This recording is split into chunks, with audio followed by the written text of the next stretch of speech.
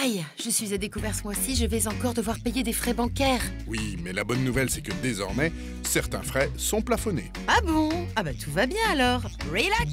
Ah non, pas relax du tout. Ce n'est pas une raison pour être à découvert tout le temps. Bon d'accord, je vais faire attention.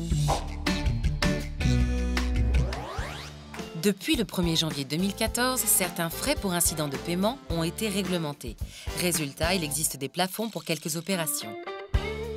Pour un rejet de chèque sans provision, les frais ne peuvent dépasser 30 € si le montant du chèque est inférieur ou égal à 50 € et 50 € si le chèque est supérieur à 50 €. Pour les rejets de prélèvement sans provision, les frais sont équivalents au montant du prélèvement avec un maximum de 20 €. Les commissions d'intervention sont désormais plafonnées à 8 € par opération et 80 € par mois. Ces dernières correspondent aux frais qui vous sont facturés lorsque votre compte présente une irrégularité de fonctionnement, tel un découvert non autorisé. Enfin, sachez qu'il existe également un plafond spécifique pour les personnes en situation de fragilité financière.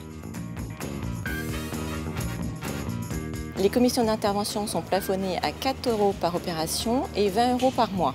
Ce plafond concerne donc uniquement Les personnes qui bénéficient de la procédure de droit au compte, ainsi que les personnes qui, du fait de leur situation financière, doivent se voir proposer une offre spécifique par les établissements financiers, cette offre étant fixée réglementairement. Enfin, il est important de garder en tête que seuls les rejets de chèques, de prélèvements et de commissions d'intervention sont plafonnés. Les autres frais sont fixés librement par les banques, donc vous avez tout intérêt à regarder la brochure tarifaire pour savoir quels frais peuvent être appliqués. Depuis le 1er janvier 2014, les frais bancaires pour incident sont plafonnés. À ce titre, il existe un plafond spécifique de 20 € par mois pour les clients les plus fragiles. Enfin, sachez qu'un certain nombre d'autres frais sont en tarification libre.